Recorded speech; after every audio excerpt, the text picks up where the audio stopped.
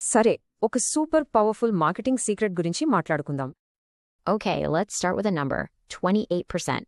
Entity? అంటే ఇది ఒక కాలేజ్ అడ్మిషన్ ఇంక్వైరీస్లో వచ్చిన యాక్చువల్ ఇంక్రీజ్. పెకి వాళ్ళు ఇది ఎలా achieve చేశాన్? Answer okay, and it's super simple. Brand consistency. అసలు ఈ బ్రాండ్ కన్సిస్టెన్సీ అంటే ఏంటి చూద్దాం. అంటే మీ colours, fonts, tone of voice అన్నీ ఒకేలా ఉండాలి. అండ్ చాలా ఇంపార్టెంట్ విషయం ఏంటి అంటే ఇది అన్ని ప్లాట్ఫామ్స్లో ఉండాలి. ఇన్స్టాగ్రామ్ నుంచి వెబ్సైట్ వరకు ఫిజికల్ బ్రోషర్స్, బ్యానర్స్ అంతా. కానీ ఈ సింపుల్ ఐడియా ఎందుకు ఎంత ఎఫెక్టివ్? What's the logic?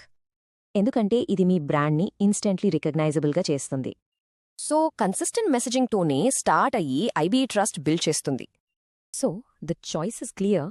కన్ఫ్యూజింగ్గా ఉండాలా లేక క్రెడిబుల్గా ఉండాలా? ఈ కోడ్ చూడండి. రిపిటేషన్ అనేది ట్రస్ట్ని బిల్డ్ చేస్తుంది.